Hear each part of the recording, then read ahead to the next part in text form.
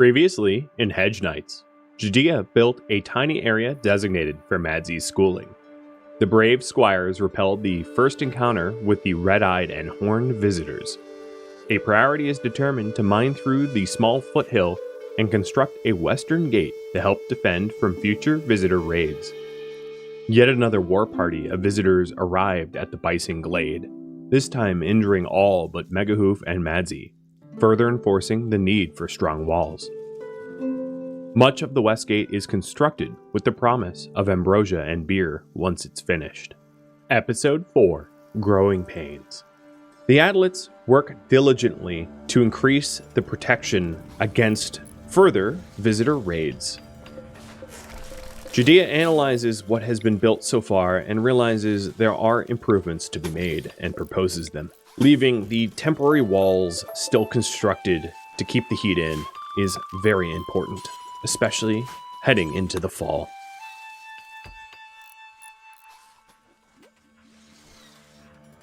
Lazarus, analyzing the ambrosia bushes, realizes they haven't grown in several days. It is time for a harvest.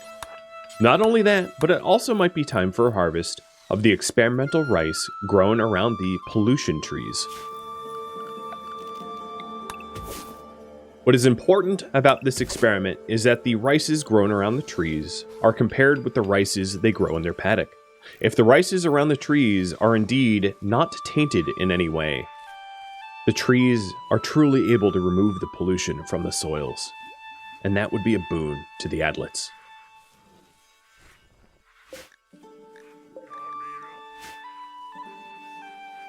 Lazarus talks with Sappho and mentions that if Sappho still refuses to wear clothing, it would be most prudent to change from sword to bow, and Sappho agrees. Lazarus says that once the farm fields are sown for the last time this season, he'll make him a bow to use.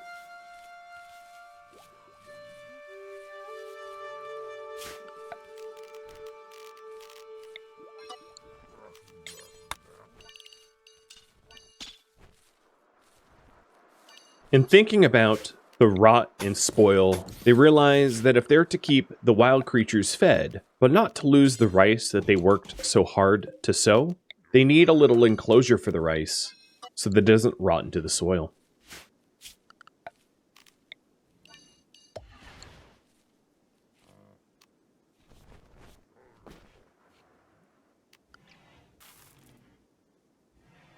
Additionally, planning for the winter, Megahoof realizes that without warmer clothing for Madzie, she's going to suffer in the winter. So come morn, he'll change the priority from food preservation to warmer clothing.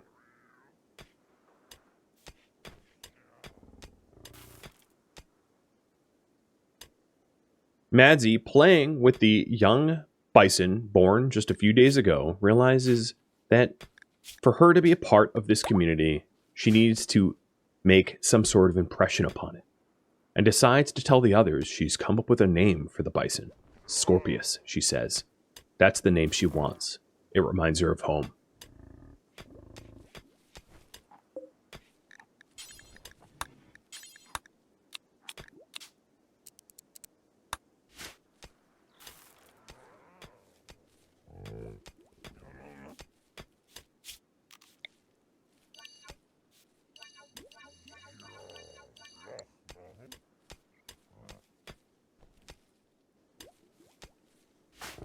Sappho tells Judea of the plans to build the rice enclosure, and Judea gets to work.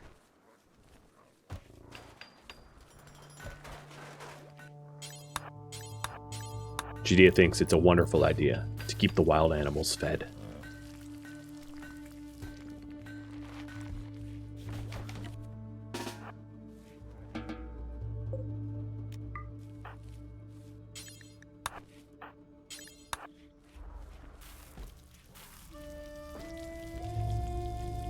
Tangier starts to spin the flax into linens. This will allow the Adlets to experience a level of comfort they've grown unfamiliar with.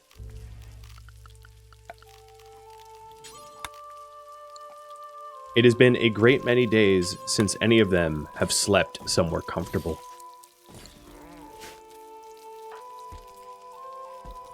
Warm linen sheets and sturdy timber beds are planned.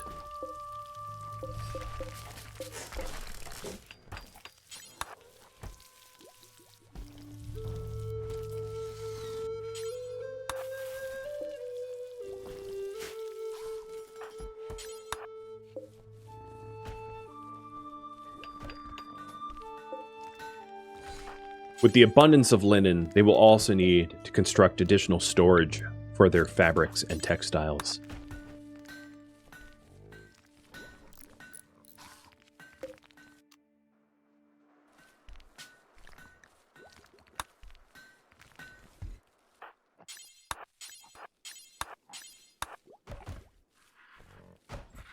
The old log beds that have suited them well for the last few seasons have been broken down.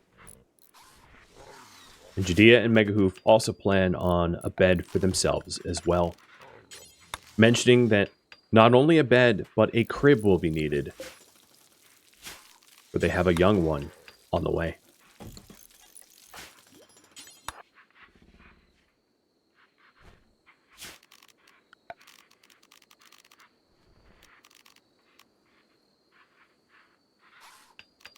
There's virtually no privacy here in the little bison enclave, and that's something that will need to be addressed soon.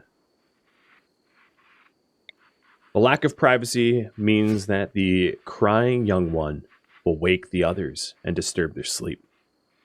So Tangier plans on chipping away further into the foothills in order to designate perhaps a bassinet and playroom for their unborn child.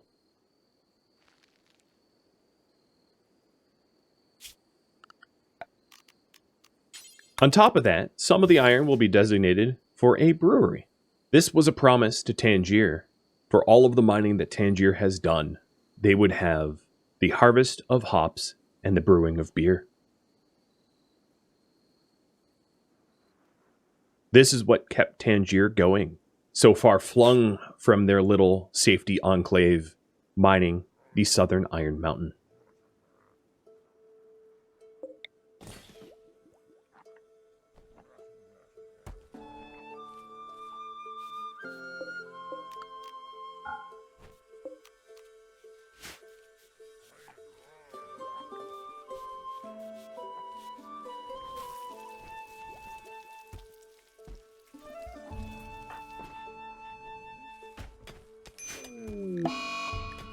Plague has beset them. Lazarus and Madzi both succumb to a strange disease.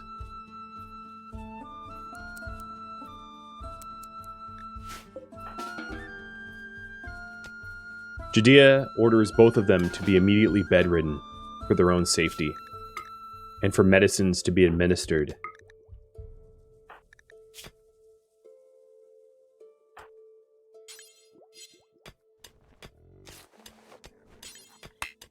Sapo tends to them both with what little herbal medicine they have and hopes to alleviate the symptoms.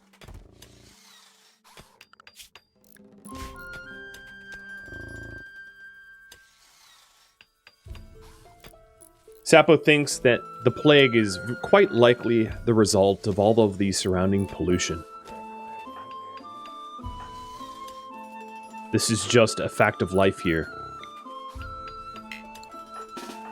And Tangier thinks that perhaps some encouraging words for young Madzi is in order to make sure that she knows she'll be cared for. Life is harsh and she has known a great many horrors.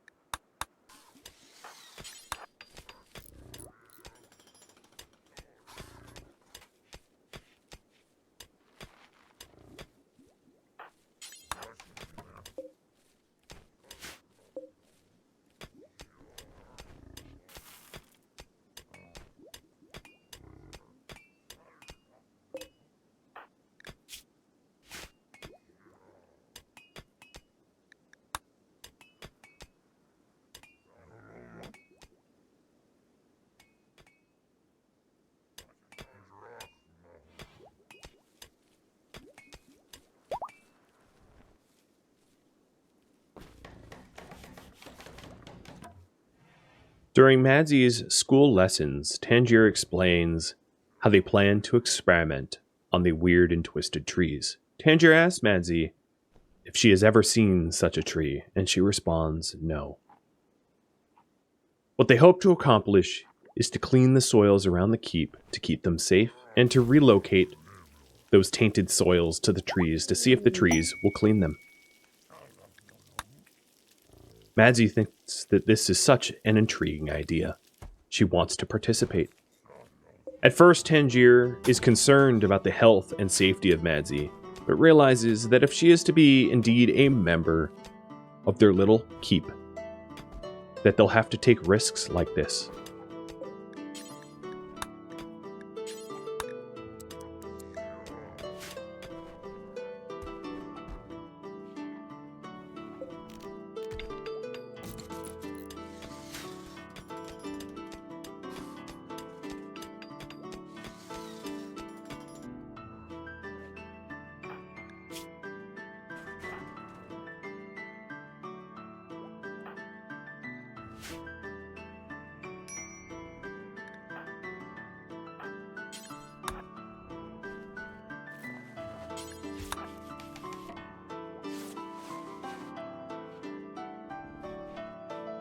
The careful tending of both Lazarus and Madzie is very important to Sapo.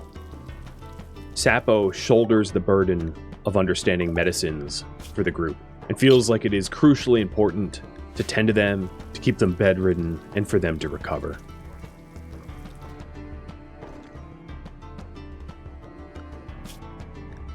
Megahoof embarks upon research, but chooses to keep the details a secret from the others. He envisions fields of wheat and the warm hearth of baking breads, but doesn't want to make any promises to the others in case it gets their hopes up.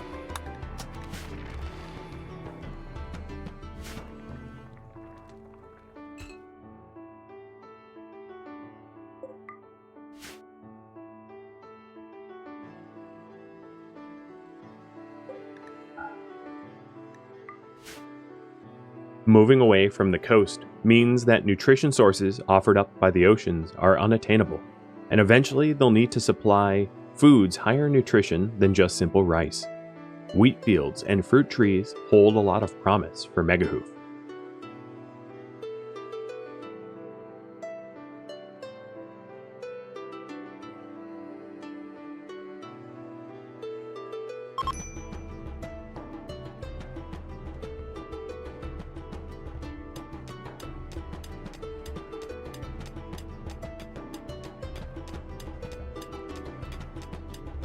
Despite the cacophony of noises at 1 in the morning, Tangier knows that the others will put up with the loud mining noises, because the life that they share here in the tiny little keep is getting cramped, and they need more space to feel comfortable.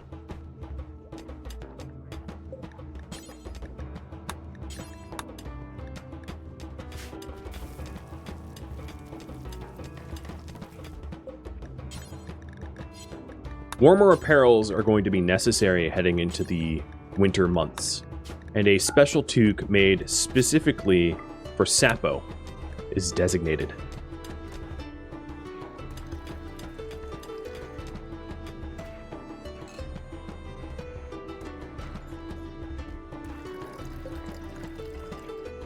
Not only that, but Lazarus had promised to make Sapo a bow as well. So once Lazarus recovers from the plague, Sapo will keep Lazarus to that promise.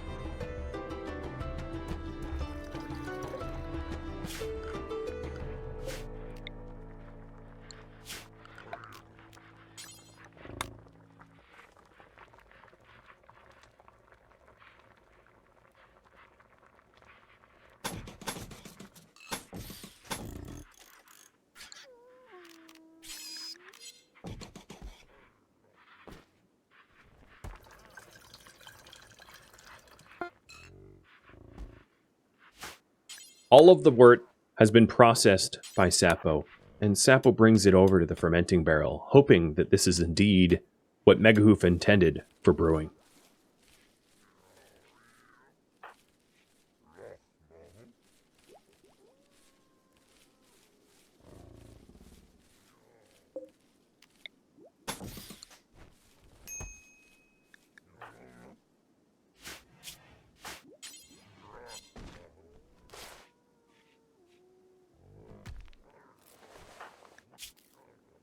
Madsy and Lazarus's health improves. The diligent work of Sapo has them on the mend from the plague.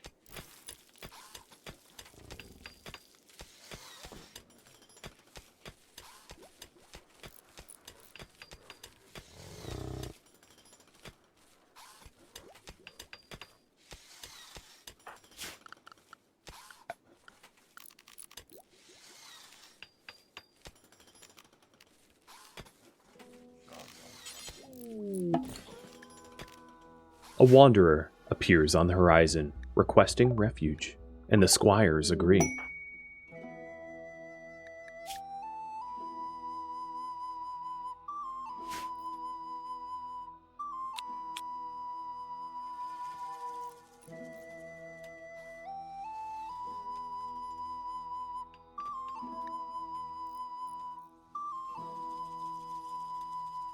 He's young and looks capable, armed with a bow and with protective clothing. They ask where he's from, and he says that his village had just been beset by visitors, although he uses a different name. He calls them the red-eyed and horned devils, but everybody knows who he refers to.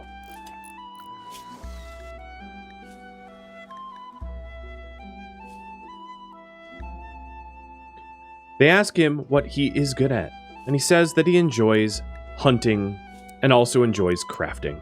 He knows a little bit of medicine, but is terrible at farming. He would love the opportunity to express himself through art, but has very limited opportunity to do so. They offer him a bed and hope that their meager rations can be stretched for the winter.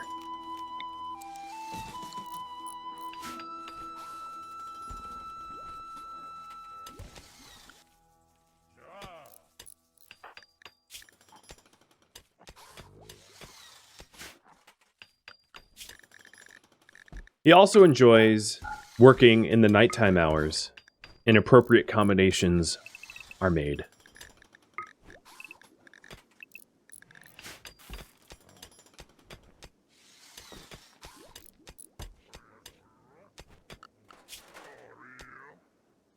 There is a lot of manual labor to be done around this keep, and more hands for that labor will be very useful.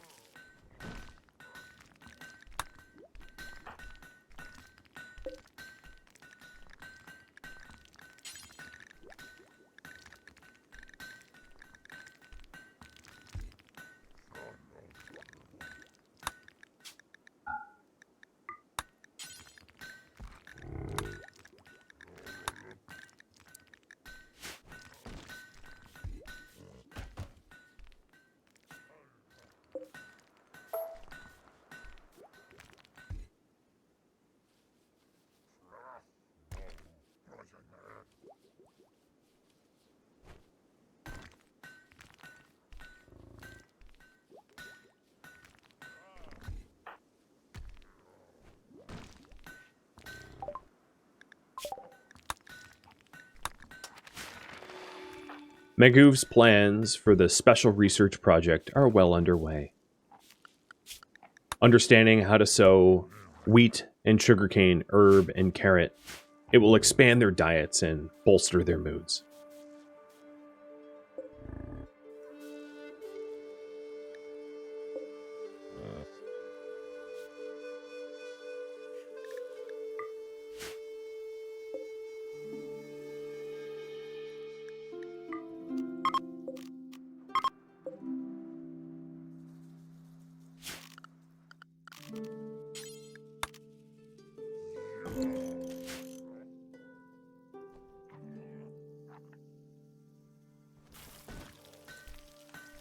Madsy has recovered from the plague, and soon Lazarus will as well.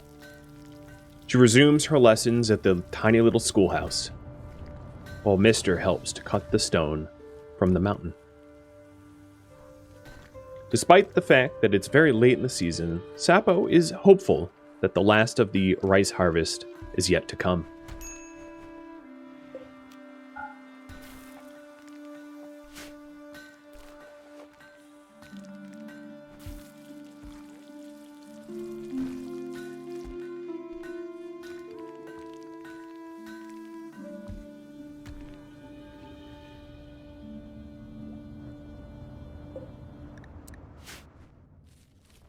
Sabo heads out to the strange, twisted pollution trees and harvests a little bit of rice for the experiment.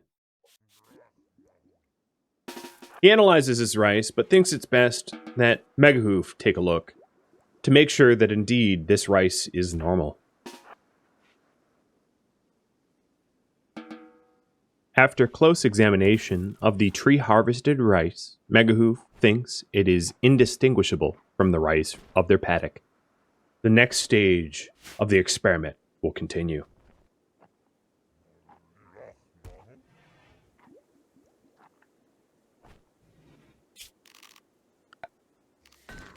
They plan on trying to remove the pollution from around their keep, and then to relocate these tainted soils around the pollution trees. This is something that maybe Mister will be willing to do.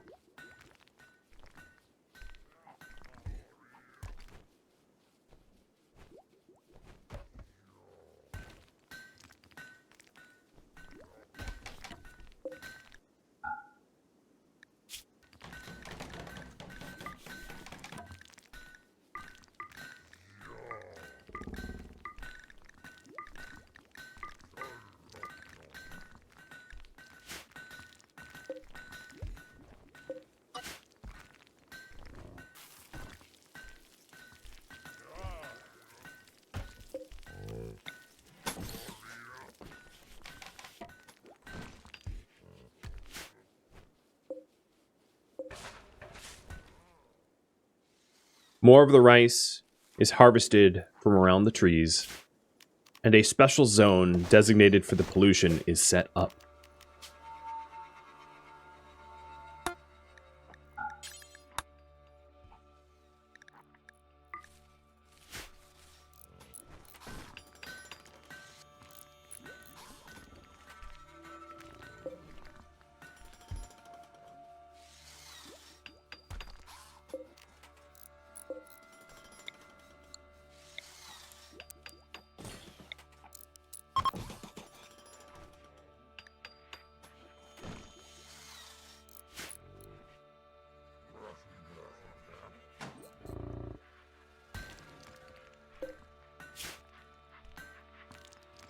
Megahoof and Judea expressed a desire for a designated room for them and their youngster. And a little space is carved out for them. For privacy and comfort.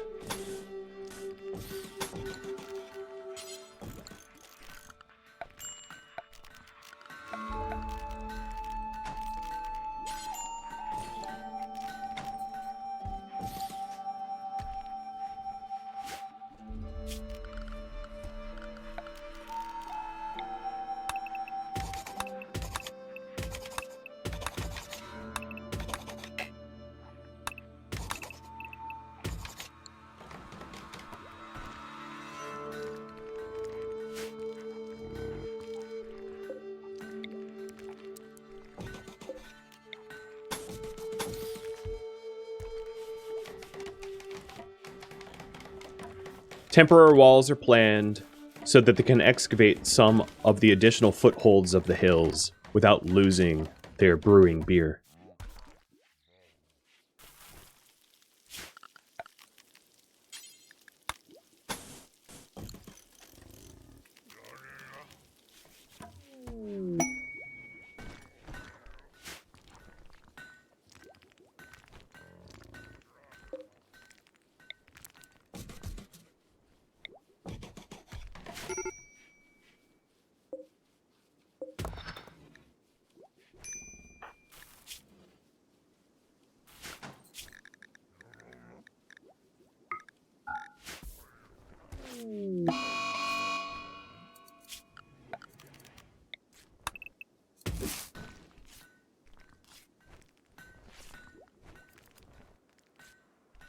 An odd and early chill hits the community, and they know that the growing season is now over.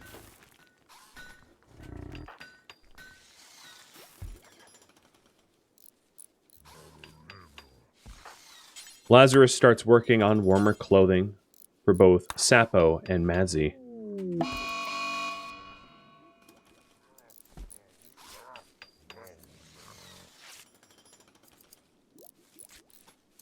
Madzie's spirit is a little broken, and she seems to be binging on the ambrosia. Megahoof does not think that this is safe for such a youngster, and comes up with a way to protect her from addiction.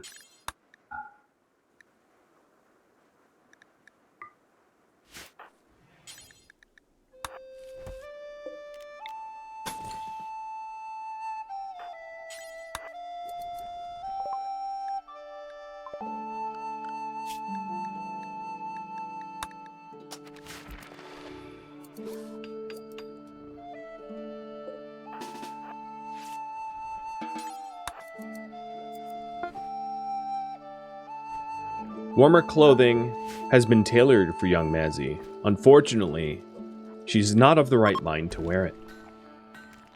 And to make matters worse, a terrible acidic smog has swept the region of the world.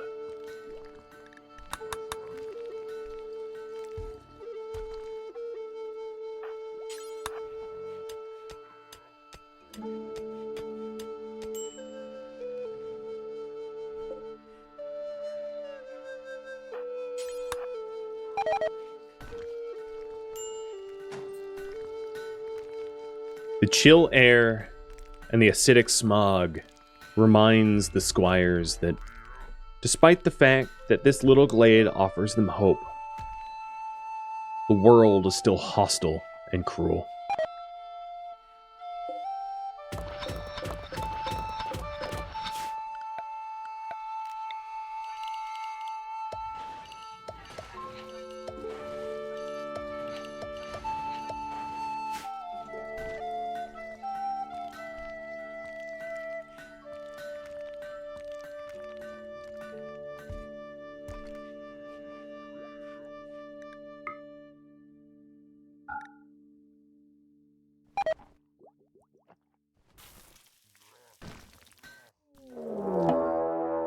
War horns are sounded once again on the horizon.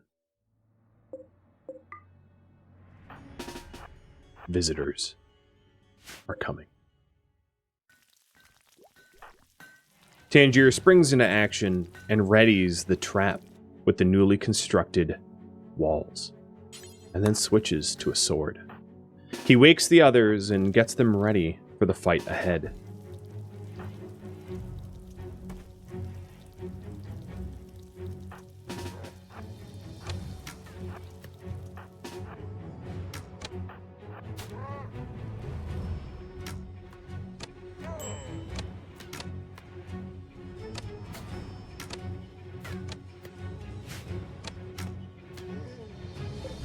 The arrow loops that Judea worked tirelessly to construct are paying off tremendously. The attacking visitors are easily targeted through the granite embrasures, while Lazarus waits any survivors of the barrage with sword in hand.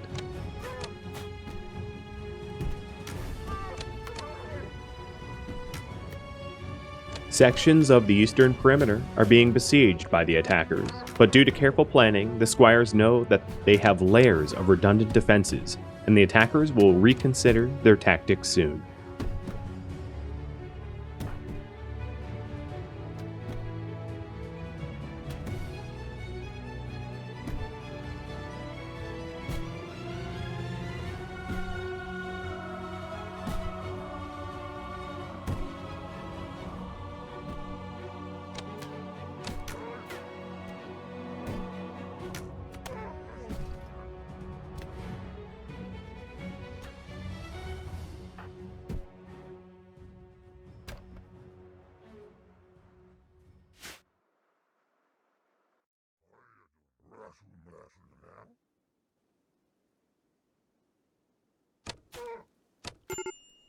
Lazarus, becoming impatient, waiting for the attacking visitors, runs out to greet them. And the horns of retreat is sounded. The effort made to improve the defenses has been deemed worthy. Not a single adlet has been harmed in this raid. Judea, angry that they even came in the first place, dispatches the only remaining survivor. An area designated for their corpses is set up.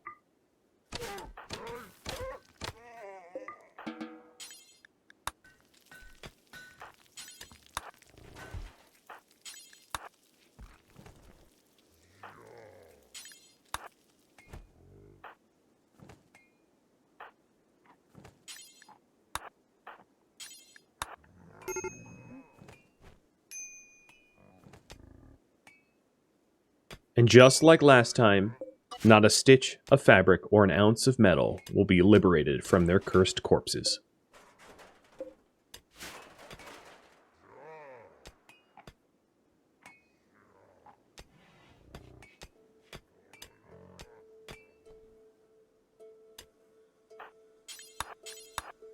Madsy is very excited for the new clothing that Lazarus has made for her. She cannot wait to wear it.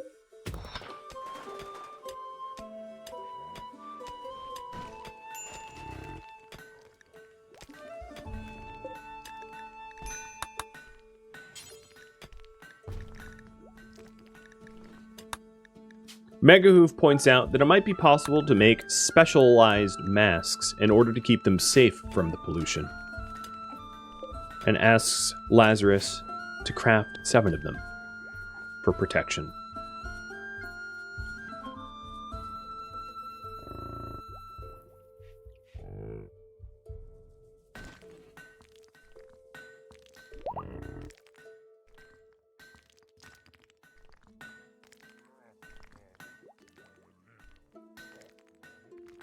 The keep is coming together. It's becoming homey, but cold, and they realize that they're going to need a hearth for the winter.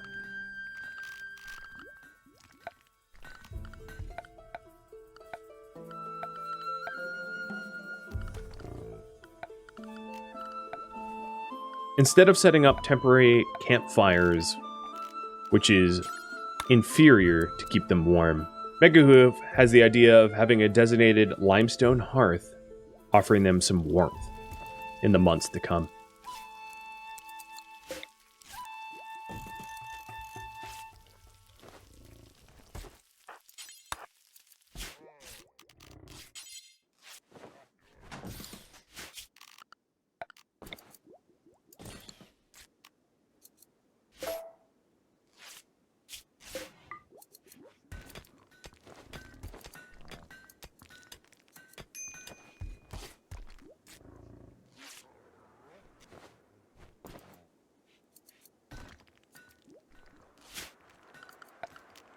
Repairs to the gates will need to be made because of the damage that the visitors caused.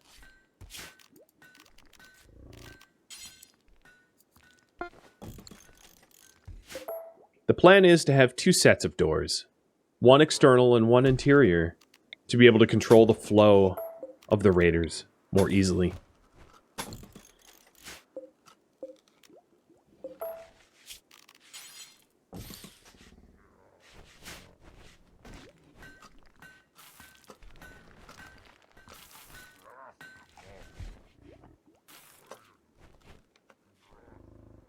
A new bison has been born.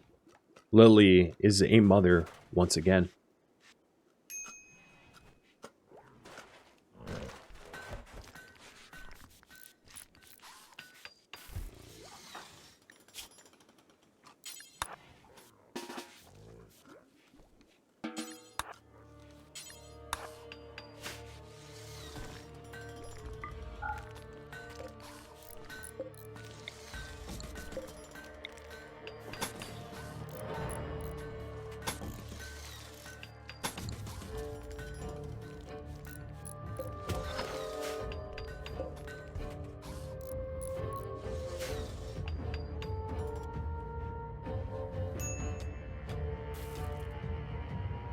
The next stage of the experiment regarding these strange pollution-absorbing trees has begun.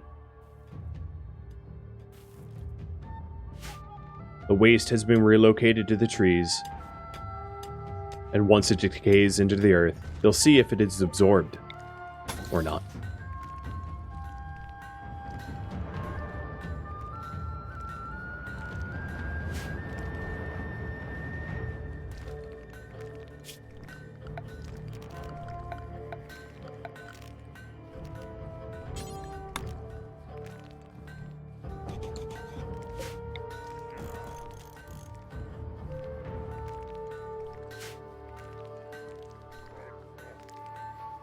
There's very little room to maneuver in this tiny little keep. And with all of the new members joining, they will need to expand into the outlying area if they are to support a larger community.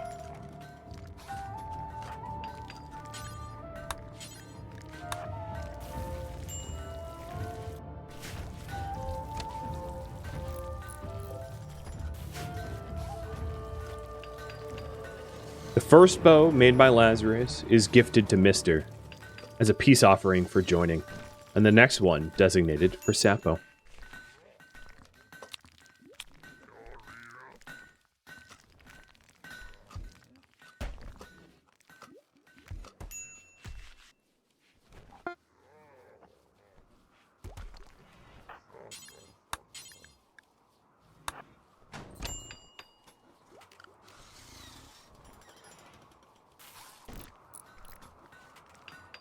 Snow precipitates, covering up the pollution.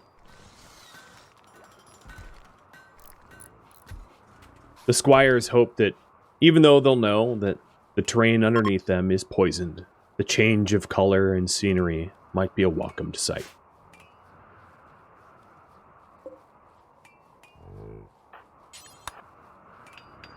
It gets very cold here in the mountain keep, so Judea wakes from a chill slumber to build the hearth, finally.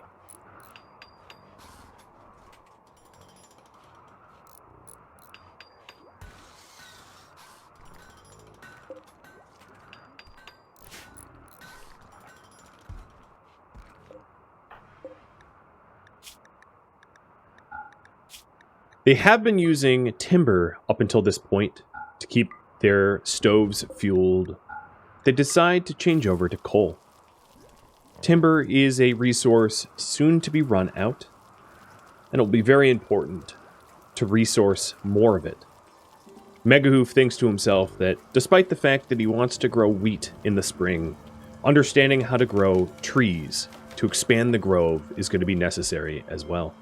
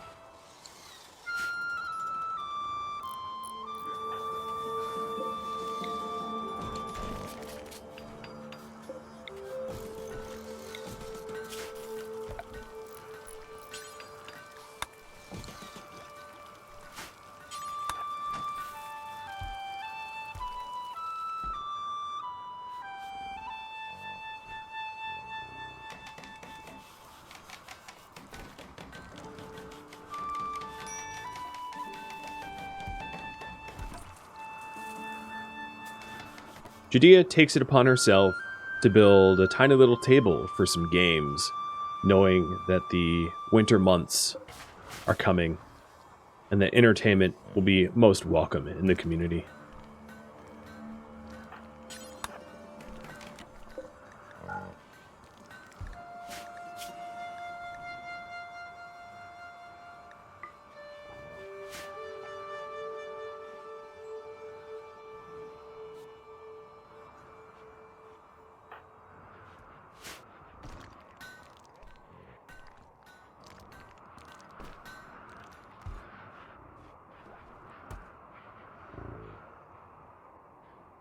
The hearth is easily able to heat up the little mountain hold, and the adlets sleep warm and happy.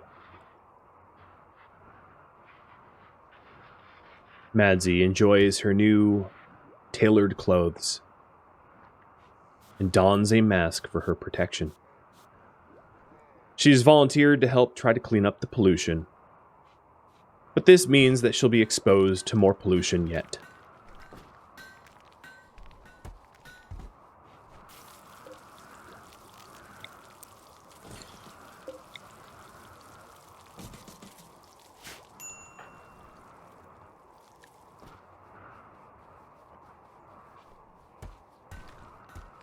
One of the benefits to the cold snap is that the designated kitchen area is cold, and it keeps the rice and medicine frozen, which is delightful.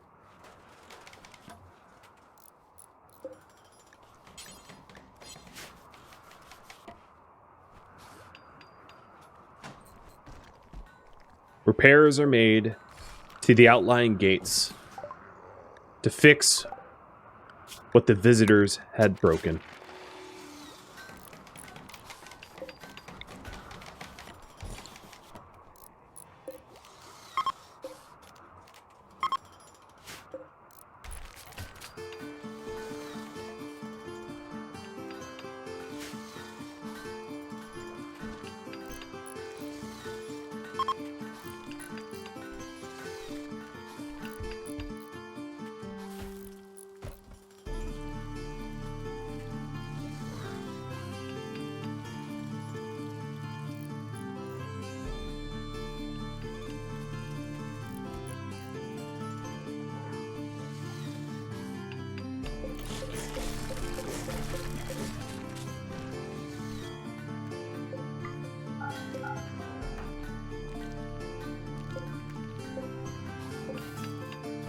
Finally, the enclosing walls to the arrow loop areas have been finished, which means it's time to expand the foothill keep once again.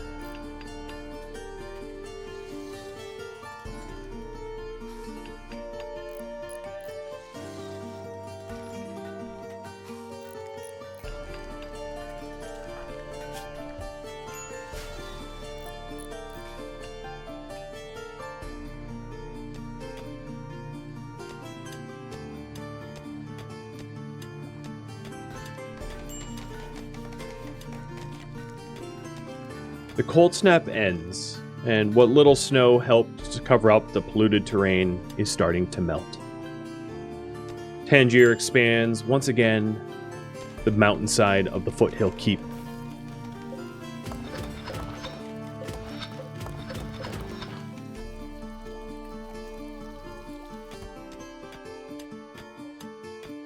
Sapo lays in the melting snow, thinking about the winter months to come. Judea is hopeful for her soon-to-be young one.